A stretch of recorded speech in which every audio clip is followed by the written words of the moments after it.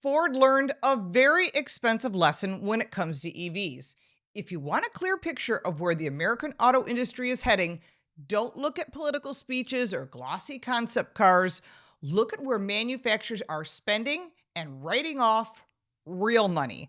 Ford Motor Company just proved one of the clearest signals yet that the industry's all electric future, at least as it was sold to consumers and investors, is being fundamentally rethought.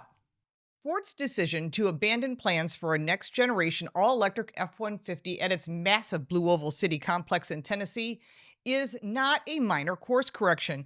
It's a $19.5 billion acknowledgement that the market did not develop the way the regulators, the planners, and some of the executives predicted. And that includes some automotive media. And we have been pushing back against this. And here are the facts. Instead of building a new electric F 150 Lightning there, Ford will pivot the facility toward producing low cost gasoline powered trucks while shifting their electric strategy toward hybrids and extended range electric vehicles and smaller EVs. This move matters because Ford did not quietly slow production or delay a model year refresh. It wrote down billions of dollars in electric vehicle assets, restructured long term plans, and publicly admitted that customer demand, not forecasts or incentives, is now driving the decisions. That's good business. Ford expects a roughly $19.5 billion in special charges tied to this pivot, some of which will hit the fourth quarter, with an additional $5.5 billion in cash costs spread throughout 2027. Of the total, $8.5 billion represents an EV asset write-down. And this is corporate language for investments that will not deliver returns originally promised. Yet Wall Street's reaction was telling. Ford stock rose 2% in after hours trading following the announcement and remains up nearly 40% this year. Investors appear to see this as not a failure, but realism. Telling the truth makes a big difference to investors and to consumers.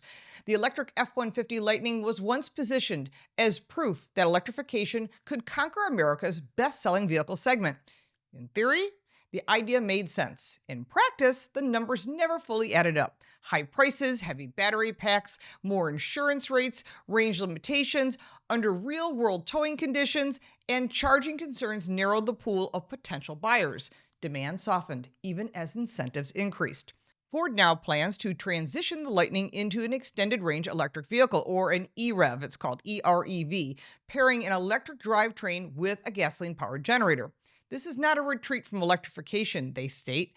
It is an acknowledgement that pure battery electric powertrains do not yet meet the needs of large portions of truck buyers. I'm going to say it doesn't meet them at all. But Jim Farley, Ford's CEO, framed the shift plainly. High-end EVs priced between $50,000 and $80,000 were not selling in sufficient volume. They weren't selling much at all, actually. And that reality is difficult to ignore when the inventory sits on dealer lots and profit margins evaporate, and dealers get frustrated because it's taking up space and customers don't want it.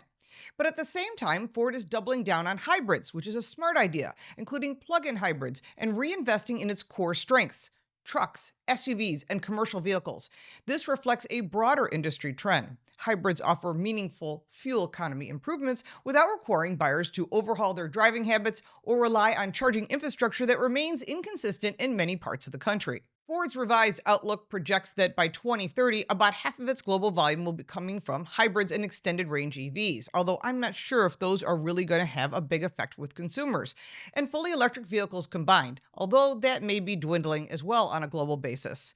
That is a significant increase from today, but it is far more balanced than earlier projections that leaned heavily toward full electrification, which is now completely undone under the Trump administration. One of the more curious elements of Ford's announcement is its plans to build a fully connected mid-size electric pickup truck starting in 2027, based on the new low-cost universal EV platform. The company suggests this truck could start around $30,000. There is no longer a tax credit, so that will be a starting price they're aiming for, a figure that raises serious questions. I think they're going after Slate, but we still haven't seen a product, only a bunch of concepts. So we'll see if this actually comes to fruition. To put the claim into context, Ford's Maverick Hybrid, which uses a small 1.1 kilowatt-hour battery, already approaches $30,000 in many configurations and is a very popular, fun vehicle to drive. A mid-size EV pickup would likely require an 80 kilowatt-hour battery or more, and battery costs have declined, but not nearly enough to make the math easy, especially while maintaining margins. Consumers will ultimately decide whether such a vehicle makes sense. Price, capability, range, insurance, which everyone forgets about, and charging convenience will matter far more than marketing language. Any pretty commercial, any pretty concept is great, but it's what you want to buy, not what automakers want to sell you. And automakers are learning this, sometimes the very hard way, that affordability cannot be willed into existence by press releases. Ford's restructuring also includes repurposing battery plants in Kentucky and Michigan for a new stationary energy storage business. This is a strategic move that acknowledges batteries may find more reliability and profitability off the road than on it, particularly in data centers and grid stabilization applications where weight, charging time, and cold weather performance are less critical concerns. The broader lesson here is not that electric vehicles are disappearing. They are not. They're still going to be part of the mix, and you should have the opportunity to choose what you want. It's that a one-size-fits-all electrification narrative has collided with economic and consumer reality. Automakers were pushed through the regulation and incentives, through the government, through whoever was in office to prioritize battery electric vehicles at a pace that the market is not fully absorbing and did not want and could not afford. When policy environment changes, as they recently have, manufacturers can regain flexibility and profitability, and Ford's leadership is now openly saying what many in the industry have been signaling quietly. Customers are not moving in lockstep with regulatory timelines, no matter how much you push them. From a business standpoint, Ford is attempting to stabilize profitability. The company raised its adjusted earnings guidance in 2025 to about $7 billion, even as the restructuring charges weigh on net results. It's aiming for a path of profitability in its Model E EV division by 2029, with incremental improvements beginning in 2026. We shall see, and we will be watching. That is a long runway, and it reflects how difficult it has been to make EVs profitable at scale, and no one has been able to do that. Traditional internal combustion and hybrid vehicles continue to subsidize electric losses across the industry, and this is what consumers want. They want hybrids. They like some of the electrification ideas, but it doesn't work for everyone. And Ford is now being more transparent about the reality. This shift also has implications for the American manufacturing and jobs. Blue Oval City was originally pitched as the cornerstone of the electric future. Its revised mission underscores how quickly industrial strategies can change when assumptions fail. Gasoline and hybrid trucks remain highly profitable and demand for them remains strong.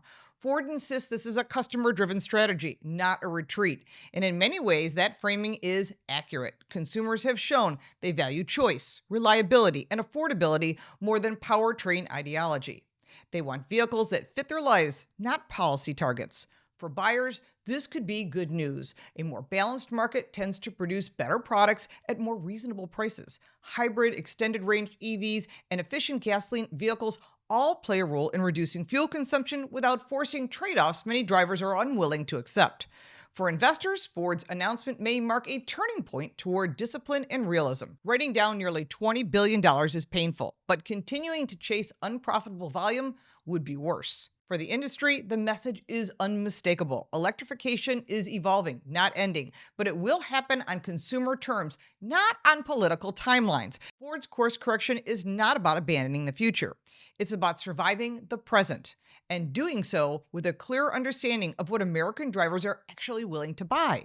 The American car industry would be in a much stronger position today had its CEO not embarked on the EV joyride with politicians promising subsidies. Next time, maybe the brands will listen to the consumer. If you like this video, give it a like and subscribe for more videos like this, and check out our car review channel, Car Smarts. You can support me by buying me a cup of coffee, and if you want even more content, check out the links in the description. I'm Lauren Fix. Thank you so much for watching.